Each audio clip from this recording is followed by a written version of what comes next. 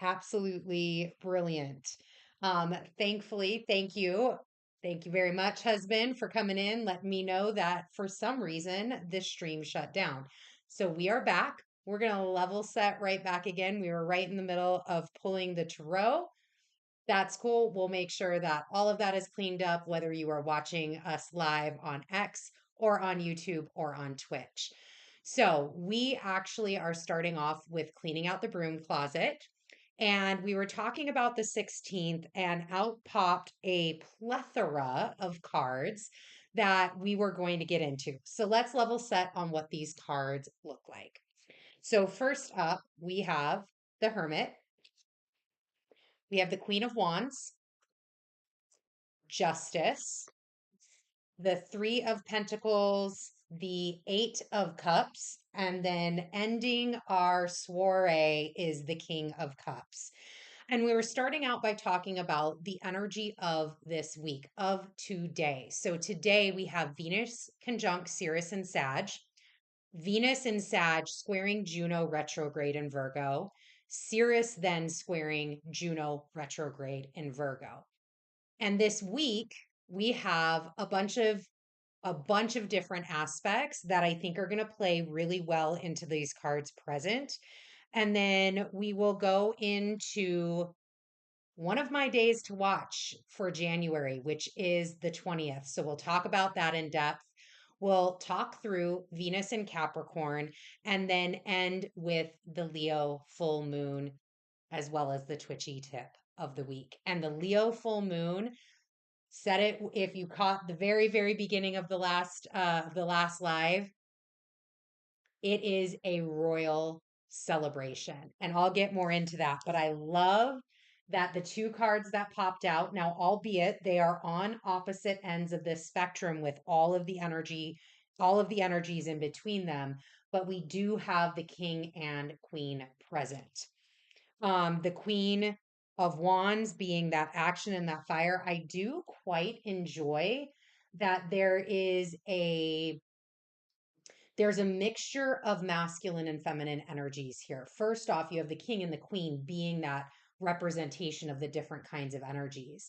But when you look at it, the Queen of Wands aligns with that fiery action side of, like, kind of more in that masculine aspect, tapping more into what actions am I taking from what I am interpreting, where the King of Cups sits on his throne and is more introspective, is more inside of that feminine energy. So we'll talk about that. Coming out in between is Justice, the Three of Pentacles, and the Eight of Cups. With the Hermit coming out and wanting to be level set energy, our level set energy for this week. So let's head back to cleaning out the broom closet. We'll talk about the rest of this week and where some of these cards come into play. On the 17th, tomorrow, Venus in Sagittarius will oppose Vesta retrograde in Gemini. That's going to happen at 23 degrees, 27 minutes. Then on the 18th, Mercury in Capricorn will sextile Saturn in Pisces at 4 degrees, 56 minutes. On the 19th, Mercury in Capricorn will trine Jupiter in Taurus, 6 degrees, 13 minutes. Then Venus doing a lot of things in Sagittarius right before she ingresses into Capricorn will square Neptune in Pisces, 25 degrees, 26 minutes. Ceres in Sagittarius will oppose Vesta retrograde in Gemini, 23 degrees and 7 minutes. So we have a very active Venus at the end of her jaunt in Sagittarius before she goes into Capricorn and the energies that she's going to be attributing in Capricorn. And then we come to literally the day. And I love my friend, the Hermit, here coming out to celebrate this week with us. And the day on my calendar, highlighted in big circles, the 20th. The 20th is when the sun conjuncts Pluto in Capricorn. Pluto is having his Kazemi, and that will happen at 29 degrees, 59 minutes. whole mind blown situation with how this day is stacking up. So the sun will conjunct Pluto the very last degree, the very last arc minute of Capricorn. The sun will then ingress into Aquarius, bringing us into Aquarius season. And then Pluto will follow on the same day, ingressing back into Aquarius. Well, he will spend some time. It's not his final time. I have seen that out there. It is not his final time. He will retrograde this year back into Capricorn, making his final stand in Capricorn before he ingresses for good in November. So we have a little bit play back and forth, but this is going to be our second taste, our next flavor, if you will, of Pluto getting into Aquarius. And again, I'm going back to my friend the Hermit. I'm so happy he's here because a lot about that day, which I've got the Sabian symbol for it. We're gonna really kind of break this down a little bit more. A lot of that day is about being the observer. It's about taking the time and the opportunity to watch what's happening around you and to understand that, this play, what this king and this queen do, the justice, the three of pentacles, the creation of the kingdom that you are in, this eight of cups, the things that have to be let go of and left behind in order to move forward, in order to grow, in order to reign better, in order to become more of that sovereign ruler. It takes time, it takes finesse, it takes essence, it takes being willing to observe, a willing to go in, willing to look, coming back to that hermit energy. And that is very relevant and real when as it pertains to the 20th. And because obviously such a massive day, the 21st, thankfully, we get a day to integrate. Again, we get a day to hermit, come in, have that retrospection. And then the 22nd, Pallas Athena and Scorpio will trine Neptune and Pisces at 25 degrees, 31 minutes. So that hammers out our week. Let's really dive into this Sun conjunct Pluto in Capricorn. So, this is one of those moments as an astrologer in astrology where something's going to happen. Something probably big's going to happen. What that looks like, what's going to happen, what is that going to present itself as? No clue. We can probably come up with some ideas, but until this actual day happens, and again, there's this mystery, the hermit, there's this mystery, even this eight of cups and this justice, there is a level of mystery when it comes to an anaretic degree point. There's a level of really kind of anything goes. The planets at an anaretic degree are exhausted. They have gone through all of this. Now, I've talked about this in the past where, feeling in and working with Pluto in my own experience, Pluto's one of those planets where I think he kind of enjoys the pressure of an anaretic degree. I'm not so sure if he's like other planets where it's like, man, I just got to get through this last degree and then I'm like home free, new energy. I actually think Pluto kind of has a little party this last degree and is like, what can I fuck up? What can I get going today, y'all? Let me figure this out. Let me just put one extra thing in there. Let me just get one last thing in before I head into this next sign. And then we have a whole other experience. So there's something that Pluto is going to be closing out. Again, he'll be back at that 29 degree point. So it's one part of a longer story that's going to be closing out. So it's in this eight of cups. We have this missing cup here.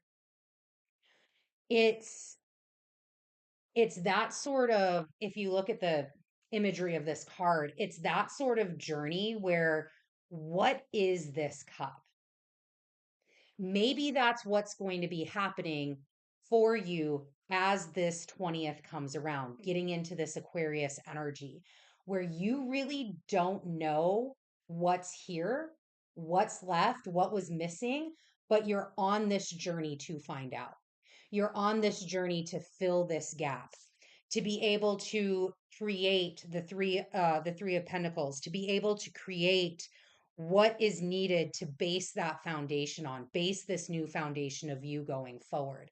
Because there's a lot here that is changing. There's a lot of things that, you know, as the world is changing around us, there's a lot of things that we have to contemplate. The justice here, and the hermit, there's a lot of things that we have to bring forward into our awareness. We have to judge, we have to decide what is going to stay, what's going to go.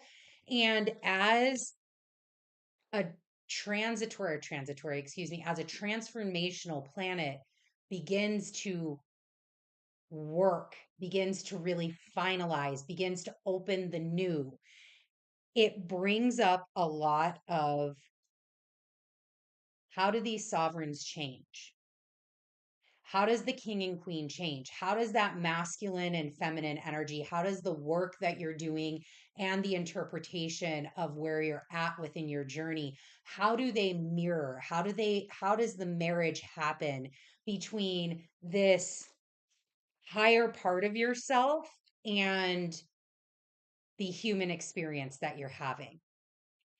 So I want to read from the Sabian symbol because this is such, for me, like, this is such a crazy, like, synchronicity that I found at this 29 degrees, 59 minutes, which is Capricorn 30, in the Sabian symbol.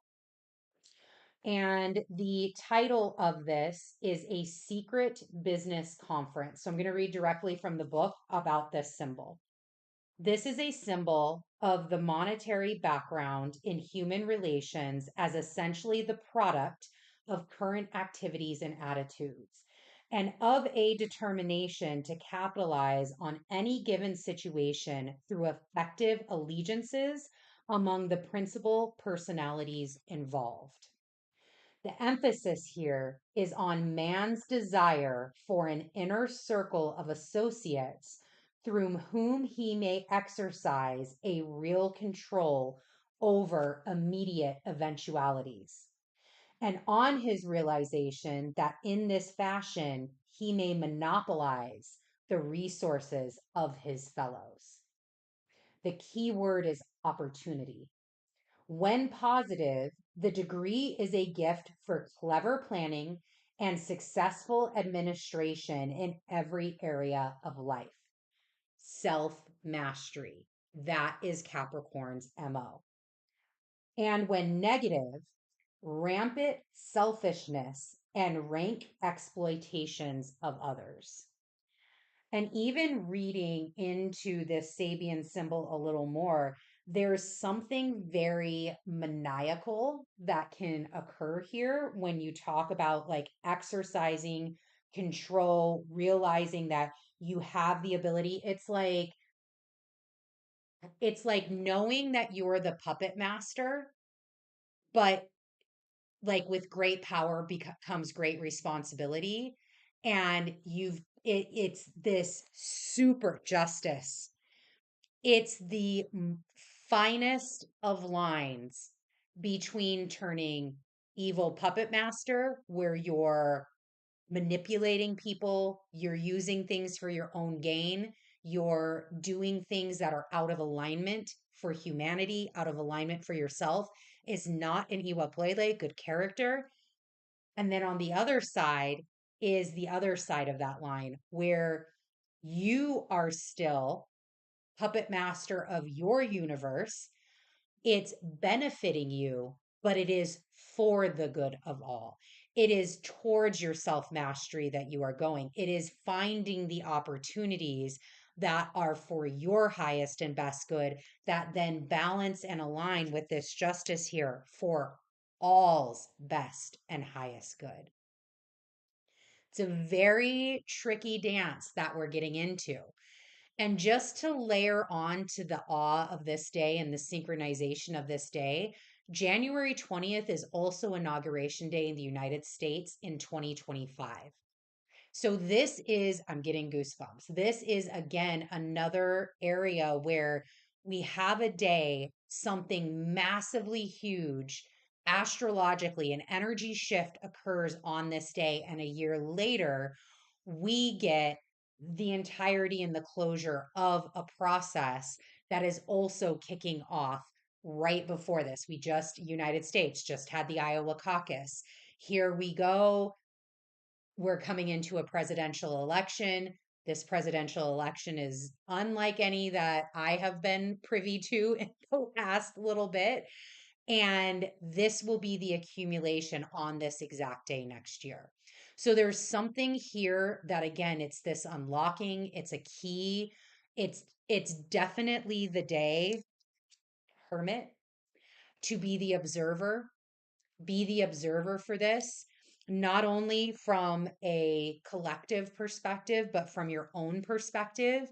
We have the Leo full moon energy that's activated already. We have the personal planets squaring to Chiron in the North Node. That is active on the 20th. And we all come to this point of illumination with the Sun and Pluto at this anaretic degree, the very last degree of Capricorn dropping into Aquarius. To me, there's this, it could be an aha moment that begins you personally down a path of redefining yourself within the context of how the whole has changed. There, maybe you see how things are changing. Here comes back this Eight of Cups conversation. You're seeing how things are changing. You're seeing what kind of foundations have been laid, and you're choosing to take a different path than what you thought was before. You're out in search of this additional cup to kind of complete this picture for yourself. You might get more community activated. You might get more into diving into the spaces and places where you find like-minded individuals, being part of groups, being part, like, you, that may be an illumination for you. It's like, whoa, I I need to talk to somebody about this. I need to, like, thinking through, even with the political climate, maybe that is your spur to go and volunteer. It can be something as simple as that, but I really feel like there's some sort of illumination aha point here that allows you, if you are willing to be the observer, willing to listen, willing to see, that helps you begin to redefine self, this king, this queen, redefine self within the context of everything. So the Sabian symbol for that we just read is a lot about, again, it said keyword is control. It's controlling what you can control. What is your grid square? Have you defined your parameters? Do you know what is yours to control and what you need to let go of? And then how do you move within those parameters? What path do you take? And then making the decisions that you need to in order to walk down that path. Big day. I can't wait. I can't wait to talk about it in the Astro session on February 1st. I'm going to be taking notes. I'm going to be keeping a little journal. I'm going to be observing and can't wait to see what shows up. I'm going to leave the Hermit here as our overall energy, but we are going to transition now to talking about Venus in Capricorn. So Venus will be ingressing into Capricorn. Hold please, because I didn't write it down. Let me look at my honeycomb. Venus ingresses into Capricorn on January 23rd. So a little bit outside of this week, but that's why I want to talk about it this week so we can get prepared. And Venus has a very busy end to her time in Sag. So she's going to be kind of getting into Capricorn with I mean, she's got some powerful conversations headed into Capricorn. She's meeting up with she's meeting up with Vesta, meeting up with Sirius, meeting up with Juno, meeting up with Neptune. So, outside of Pallas Athena and Black Moon Lilith, Venus has got all the goddesses on lock this week and before she heads in. So she's really having this moment, this feminine energy moment, this higher perspective. What I love about all of her meetups is these are all aspects of herself. So when you think about Venus, I always kind of relate Venus to the maiden. There can be an aspect of her as the mother as well, but I typically tend to relate Venus to the maiden, where when you have like Neptune, when you have Sirius, when you have Juno, these can be those mother throne sort of energies that can provide that level of wisdom that comes from broader, higher, more aligned experiences, more experiences that have occurred over time, having that wisdom through experience. And she's able, yes, they're squares, yes, they're oppositions. So there's some tenseness there, but it's not crazy. Like she's able to gain from that. Used rightly, she's able to gain from that. And then she gets into Capricorn and is able to immediately have this conversation of how she expresses love and how she wants Venusian things to come and show up for her is like what that actually looks like. And now being able to, instead of that Sagittarius, hey, kind of fiery, upbeat energy, we're now more grounded where she can adequately speak to, especially with her brother Mercury, with the lover Mars already here, she can now speak to much better conversations and really get down to the dirty of what her needs actually are. Now that she knows her desires, which she found out in Sagittarius, now she can come in here and go, all right, look, this is what I got. This is what I need. This is how I'm going to be showing up. This is how this is how I want these things to be showing up for me. I mean, it could be something like over the last couple of days, I've even been thinking myself, and this to me kind of aligns in these conversations, but then coming out in Capricorn where I'll be able to define it more. What do like what do I want my clothes to look like this year? Like if I had to redo my wardrobe, what do I want what do I want to be dressed like? How do I want to present myself to the world in 2024? This new vision of me, where we're going, how I've redefined myself over the last year. What really resonates? Something as simple as my hair. Do I like this color? Do I want to get a different color? Is it time for a haircut change?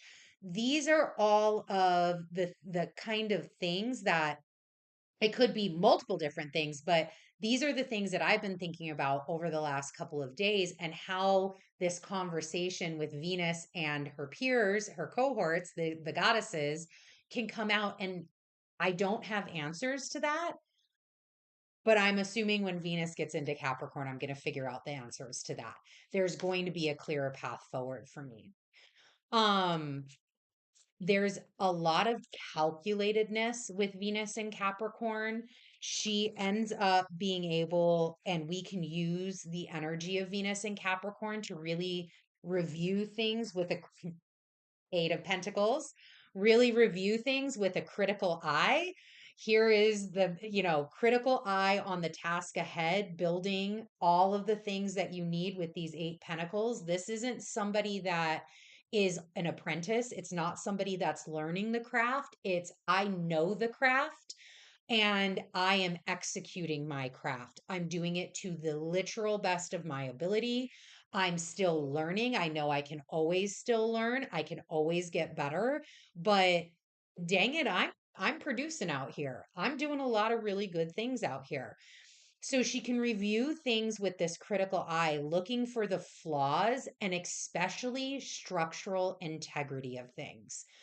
And again, think about the Venusian areas. Where does Capricorn show up for you in your house placement?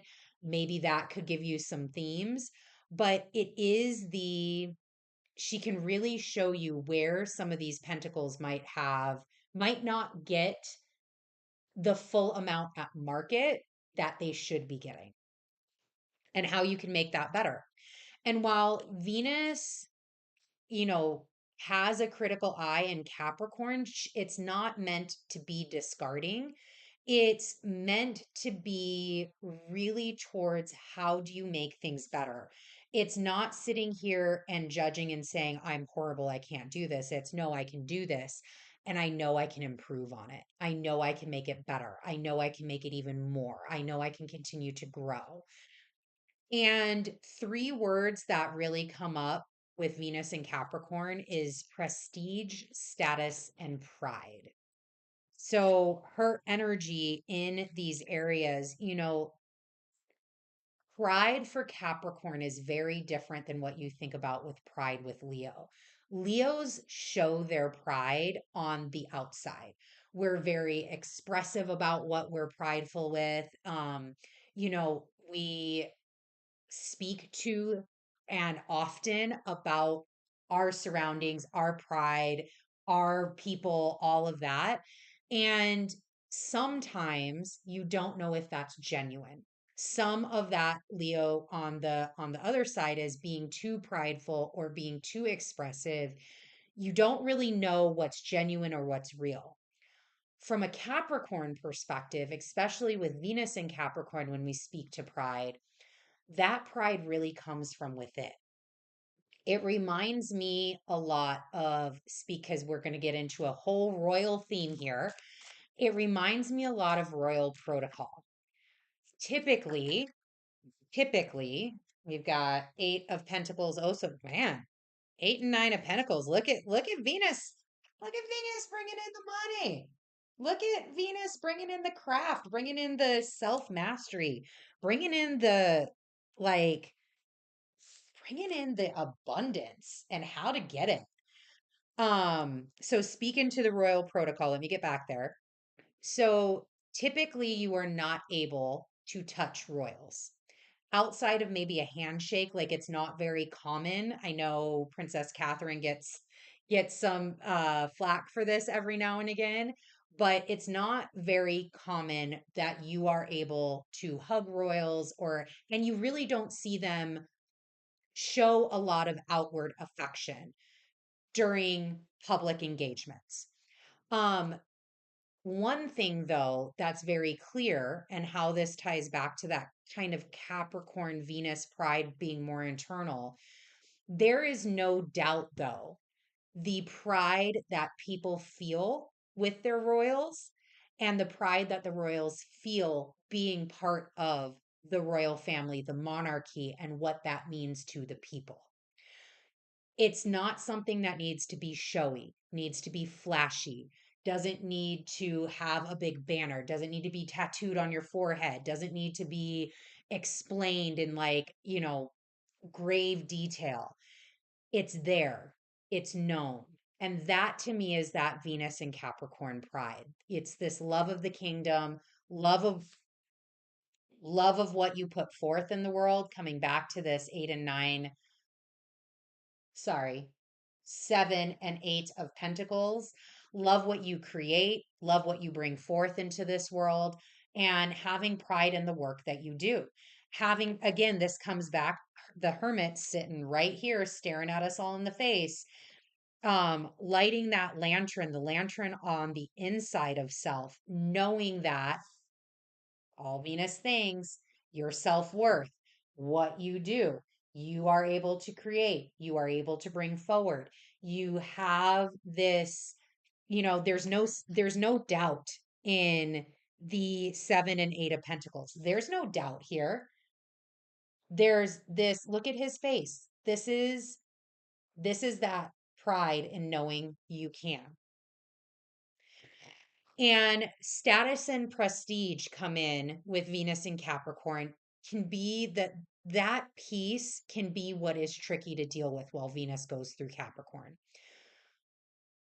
Because we have not only, well, I'm going to put these down. We have not only Venus here, but we have our Capricorn cluster party here. There is a ton of energy in Capricorn, and status and prestige is a thing with Capricorn. This is about our accomplishments. It's about self mastery. It's about the acknowledgement of our accomplishments. And when Venus gets here, the status and prestige can get turned on high. So we have to watch some of that energy, temper it a little bit, because what you could be doing all this work. I'm doing all the work, doing all the work. We're doing all the Capricorn work, doing all the work on the inside, getting my shadow work done, getting all the things done. And Venus joins this party and is like, I'm sorry. How come you haven't yet? I'm sorry. How come we're still down here and the hill is up here? The top of the hill is up here. I'm sorry. Why is this taking so long to make 8 fucking pentacles? I'm sorry. Why do I have to wait for 7 pentacles to grow? Why can't I have them now? I'm sorry. Why am I not on Kelly Clarkson yet? The status and prestige that can be there when Venus gets in, again, it's just temper. You have to tap into the steady strength and patience that she has the ability to exhibit here. She knows why she's not on Kelly Clarkson yet. We ain't there yet. It's not done. It hasn't come to fruition yet. This is only a 7 and 8 of Pentacles. We ain't at the 10 yet, sis. We're getting there. We're working towards it. Um, and just temper into that patience, temper into it. Capricorn, and reminding Venus that Capricorn is the climb to self mastery. Capricorn is not self mastery. It is about the journey that we take to get there. You have to climb to achieve. And that is Saturn's directive, which, again, as we have this massive Capricorn cluster happening, can get a little lost. Go back to the basics. If it feels like it's getting out of control, there's just so much Capricorning going on, go back to the basics, go back to Saturn. Saturn is all about within the work is your greatest blessings. It's about the work that you do, not about the immediate gratification of things, the immediate prestige, the immediate status, the immediate this, the immediate that. Okay. Venus in Capricorn done. We are headed to this Leo full moon. Super excited about this one. So the Leo full moon will happen on 125 at 11:53 a.m. Central Time. The Leo full moon is happening at 5 degrees 15 minutes of Leo, and the moon will be squaring Jupiter for this. So I do have, look at this. Voila. This way. Voila. Here is the chart of the moon. For some reason, and Mercury's not even retrograde, y'all. I don't know what was happening today, but I could not figure out how to share this screen and do my little highlights and things. So I'm not going to sit on here, but this is the chart for the moon. Again, you can see with the Capricorn glyph, which is up at the top half where the arrow at the top is. That is the Capricorn glyph. There are a bunch of energies in Capricorn. On this Leo full moon, we are transitioning from those Capricorn energies into the Aquarius energies, which is where you see Pluto, the sun, and then coming into the other half, just opposite down at the bottom of the chart is where you see the moon at 5 degrees 14 minutes of Leo. So I'm going to head back to the other slide since I can't figure out how to do my fun colors and things. And we're just going to talk about the moon and pull some cards.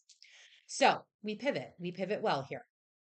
All right, headed into our first full moon of 2024.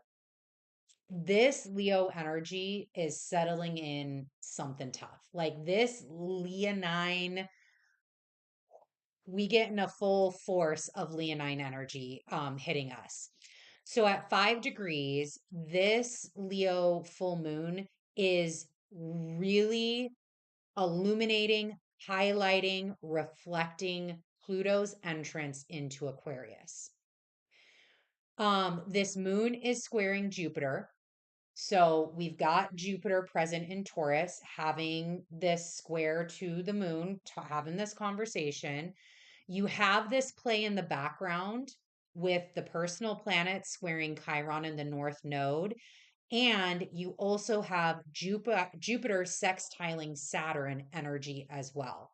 So Jupiter has a big piece into this puzzle. But it's these conversations that are happening all around, coming back to our friend the hermit, that there's something here that you need to be present for. There's something here that's not going to be like, this is not a gigantic spotlight that the hermit is holding. He is holding a lantern. That to me is this moon. It's not a spotlight, it's a lantern. Only a few things are going to be illuminated, but what is going to be illuminated has the potential to be really big later on at the time. As we get through, something might be highlighted that needs to change. And when I was reading into this moon, I had an image that I received of a royal ball. So let me walk you through this image because it ties, I think, together perfectly with the conversation and this hermit energy. So imagine imagine a royal ball, like close your eyes, you can do a visualization for this. It's a square room. This is how the image was brought to me. It's a square ballroom and there's 2 tiers to it. So you have an upper tier, a veranda that goes around, and the actual floor of the ballroom, yep, it's got those black and white checkers on the floor, is lower than the second tier. So there is a staircase that you must walk down in order to get to the actual ballroom floor. On that ballroom floor, dancing, you have the minstrels, you have the orchestra playing, you have the food, you have the tiny cocktail tables, you have the windows open with the breeze, you have the ability to go outside into the garden. It's very much, anybody that's ever read any sort of fantasy young adult book with a ballroom in it, very much the image that they presented. So, dancing, talking, things are happening in this ballroom. And then the star of the show enters. Whether that's a king for you or a queen for you doesn't matter, but the star of the show enters. They pause at the top of the stairs. There's a hush that goes over the crowd.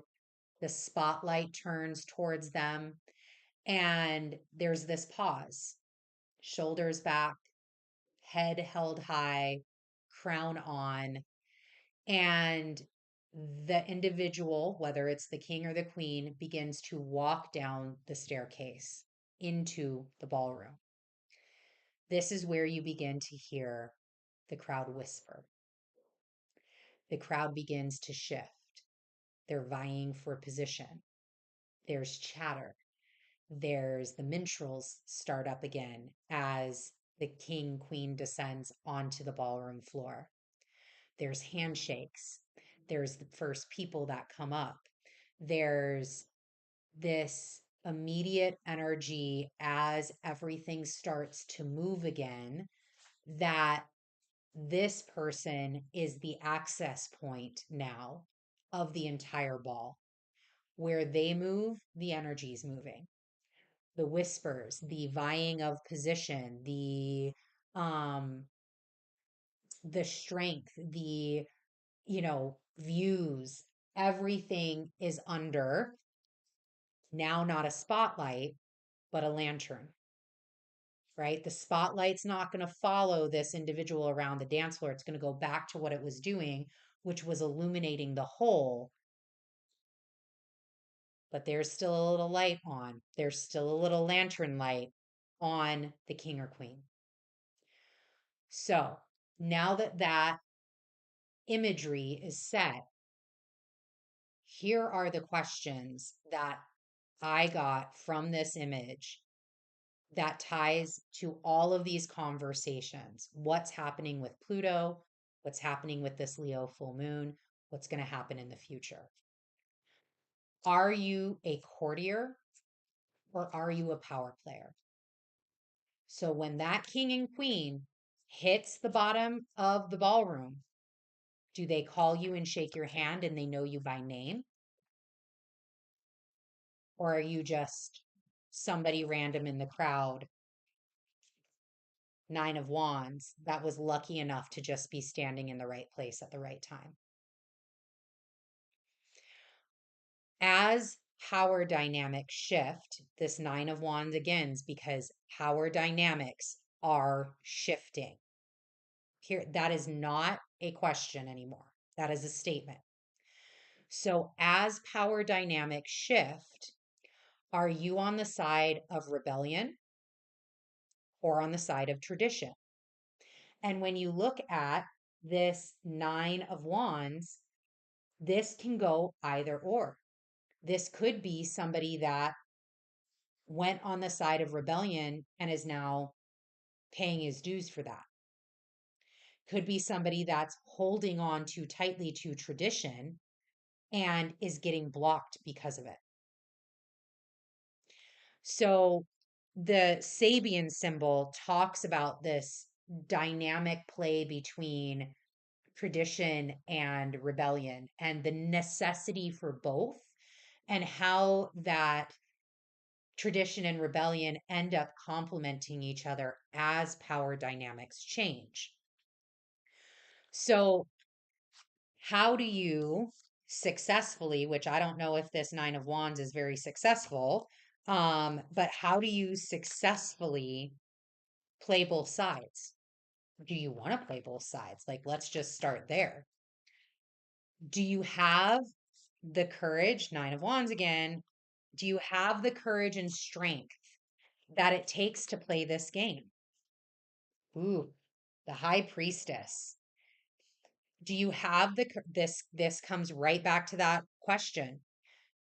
Can you play both sides? This is definitely the card of duality, this High Priestess. Can you play both sides? And do you have the courage and strength to play the game? Is it even something that you want to play? Right? There's something to be said about the participants in this ballroom that stand in the back corner, don't need to be vying for position, is dark, cloaked, not seen by this lantern in this hermit energy, but yet they're the ones that hold the lantern. They're the ones that don't need to go and shake the king or the queen's hand because they are already known. My presence is already done. I don't need to go over there and be one of you. I have my own meeting with the king and queen. Happens every Tuesday, 5:30, right here, Twitchy Tuesday. I have my own thing going on over here. I don't need to be paraded in front of others to show my status and my prestige, going back to Venus and Capricorn. So, what power do you wield and how do you choose to wield it? The High Priestess, she is it. She is all things combined. She has literally the power. Look at this. She has the power of the moon underneath her foot. She can influence the tides of things. How does she choose to wield it? Does she choose to wield it on the side of justice? Does she choose to wield it in the darkness? How does she choose to wield the power that she has? Again, we're at this point. With great power comes great responsibility. And what are you doing with it? Do you want to be in the front? Do you want to be responsible? Some people are like, dude, I would love to be that king or queen. I would love to be on this. And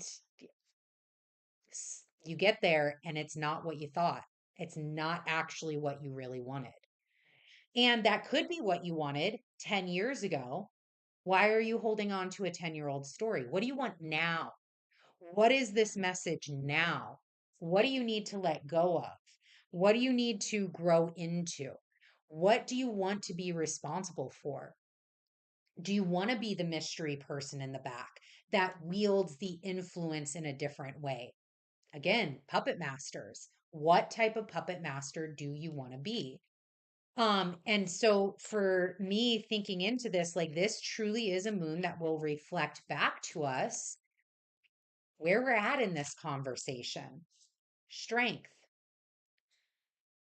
It takes strength and courage to look at yourself. This card is not about, it's not about two, like the lion and the queen here.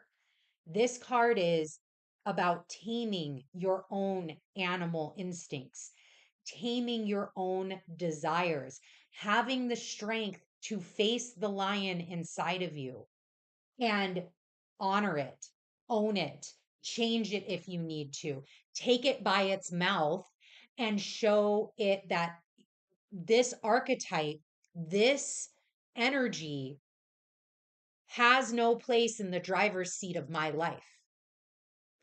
That's what this moon can reflect back to you. Where are we at in that conversation?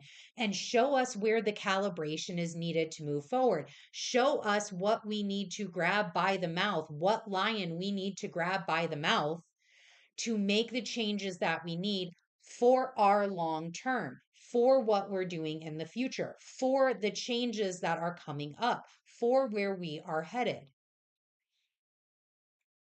That is this moon.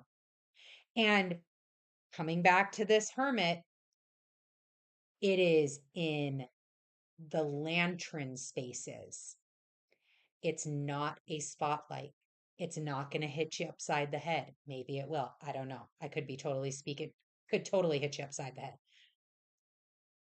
But I'm getting more of that energy of the observer. Are you willing to see? Are you willing to hear? Are you willing to be present for your own experience? And are you willing to face yourself and admit what needs to change? And then are you willing to do the work to do so? So, the other thing with this moon, and this is just a synchronicity point that I wanted to bring up, which I thought was really interesting. I don't know if y'all have been on Royal Talk like I have. For some reason, the algorithm is just doing its thing, which is great because it brings in this synchronicity. There are all kinds of royal things happening right now. So the Leo moon is just highlighting the changes that are occurring. Again, being willing to observe what's happening.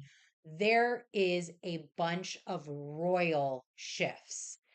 Denmark, Queen Margrethe II formally has now abdicated her throne after her 52-year reign, and her son, Frederick X, is now king. That's a power dynamic shift. That's a shift that is occurring. Things are changing in the world around us. Brunei, Prince Abdul Mateen, the 10th child of the Sultan, is now married. Huge, amazing wedding that just occurred. And that is another shift. Now we've got, stand still. Everybody was there, all the things. The English royals. We have an amazing Capricorn in Princess Catherine of Wales. She just celebrated her birthday, having her as the Capricorn. But then the English royals also brought out their 2024 schedule. So it's just very, again, the synchronicities that are showing up about this Leo moon, this imagery of the royals, this understanding of where we want to be placed within that. And then all of a sudden in real world, you have all of this royal changeover happening, royal information coming out. So I just thought that that was really interesting. Wanted to bring that in before going to put all of these away. We'll leave the hermit right where it's at just to help guide us through to our twitchy tip of the week. But before we get to that, want to extend an invitation to everyone out there. If you are enjoying our journey, please consider giving us some blessings by hitting the like button, the little heart if you're on X, subscribing to our channel or following us on social media, and checking out our other offerings. X is an amazing platform. I love using it. We have exclusive content you can't find on any other platforms there. So if you're active on X, definitely go out there and check us out. But that's not all. Launched 2 transformative classes. Capricorn season, getting things done right away. Launched IFA Astrology and Astrovision 2024.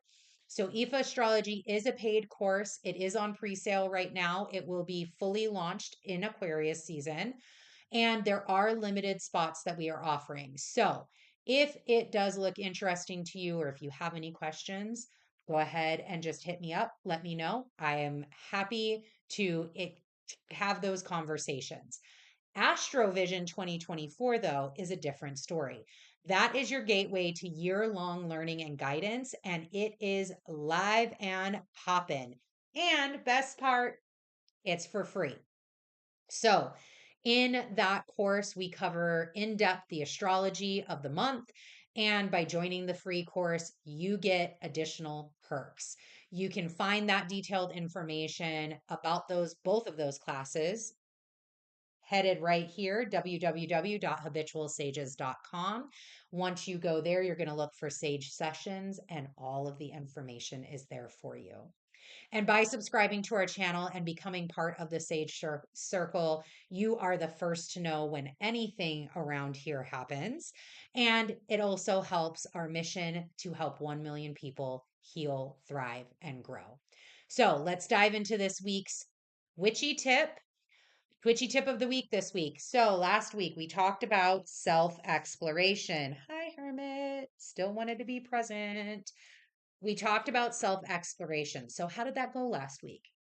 We're going to be doing more, obviously, this week, especially with the conversation we just had about the Leo full moon. More self-exploration coming up. Always self-exploration. So as we layer these things on and as we kind of, build out what we look like, what this looks like for each of our experiences in 2024.